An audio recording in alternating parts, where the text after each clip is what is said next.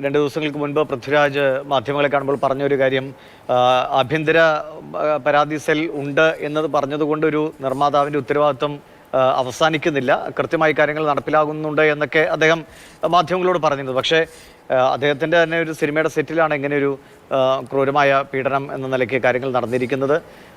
Police ഇപ്പോഴെന്ത് പറയുന്നു? ഇപ്പോൾ ഓരോ കേസും ഓരോരോ SIT അന്വേഷിക്കുന്നു, പലവിധ സംഘങ്ങളായി തന്നെ അന്വേഷിക്കുമെന്നൊക്കെ ഉത്തരവാദിത്തപ്പെട്ടവർ വ്യക്തമാക്കുന്നുണ്ട്. ആ പട്ടികയിലേക്ക് ഈ കേസ് കൂടി ഉടനടി ചേരുമോ? ആ പട്ടികയിലേക്ക് ഈ കേസ് കൂടി ചേരും എന്ന് തന്നെയാണ് നമുക്ക് മനസ്സിലാക്കുവാൻ സാധിക്കുന്നത്. കാര്യം ഈ യുവതി നേരത്തെ തന്നെ പരാതി നൽകിയതാണ്. അവർ ഒരിക്കൽ കൂടി ഈ പോലീസിനെ സമീപിക്കുകയാണെങ്കിൽ ആ പട്ടികയിലേക്ക് ഈ കേസ് കൂടി ചേരും എന്നുള്ളതാണ് നമുക്ക് അനുമാനിക്കാൻ സാധിക്കുക. ഇതിൽ എടുത്തു പറയേണ്ടത് ബ്രോഡാഡിയുടെ ചിത്രീകരണ വേളയിൽ ഇത്തരത്തിലുള്ള ഒരു പീഡനം ഉണ്ടായി എന്നുള്ളതാണ് പരാതി. അതിനുശേഷം ബ്രോഡാഡിയുടെ ഈ അണിയറ പ്രവർത്തകരുമായി ഈ യുവതി സംസാരിച്ചിരുന്നു എന്ന് മനസ്സിലാക്കുവാൻ സാധിക്കുന്നു.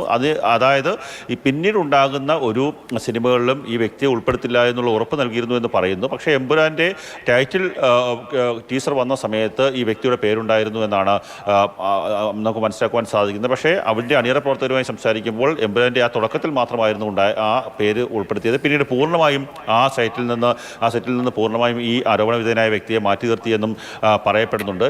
നേരത്തെ ദിവിഷ് സൂചിപ്പിച്ചതുപോലെ ഏതെങ്കിലും തരത്തിൽ പോലീസിനെ സമീപിച്ചു കഴിഞ്ഞാൽ കൃത്യമായി ഈ കേസും SIT അന്വേഷിക്കുന്ന തരത്തിലേക്ക് കാര്യങ്ങൾ പോകുമെന്നാണ് നമുക്ക് വ്യക്തമായിരിക്കുന്നത്. ഇവർ ആദ്യം പരാതി നൽകിയിരിക്കുന്നത് ആന്ധ്രാപ്രദേശിലാണ്. അതുകൊണ്ട് തന്നെയാണ് ഹൈദരാബാദ് പോലീസ് ഇവിടെ എത്തി ഈ കാര്യങ്ങൾ ഇയാളുടെ ടവർ ലൊക്കേഷൻ അടക്കം പരിശോധിച്ച് അയാളെ പിടികൂടാനുള്ള ശ്രമം നടത്തിയത്. എന്നാൽ ജൂൺ മാസത്തിൽ ഇവിടെ നിന്ന് മുങ്ങിയതാണ്. പക്ഷേ ഇതുവരെ ഓഗസ്റ്റ് 30 ഇതുവരെ ആ വ്യക്തിയെ പിന്നെ കണ്ടെത്താനോ അല്ലെങ്കിൽ അയാളുടെ ടവർ ലൊക്കേഷൻ എവിടെയാണ് എന്ന് മനസ്സിലാക്കാനോ സാധിച്ചിട്ടില്ല. ശരി. എന്തായാലും ഗുരുതരമായ ആരോപണമാണ് യുവതിയുടെ ഭാഗത്ത് ഉണ്ടാകുന്നത്. ശരീരമായി പീഡിപ്പിച്ചതിനൊപ്പം തന്നെ 6 ലക്ഷം രൂപ പല ഘട്ടങ്ങളായി തട്ടിയെടുത്തിരിക്കുന്നു. പക്ഷേ ഇയാളെ പിടികൂടാൻ ഇതുവരെ പോലീസിന് കഴിഞ്ഞിട്ടില്ല എന്നതാണ് സിനിമാ രംഗത്ത് ഉയർന്നിരിക്കുന്ന കേസുകളിൽ ഒന്നുകൂടി ആകും ഈ കേസുമെന്നാണ് മനസ്സിലാക്കുന്നത്.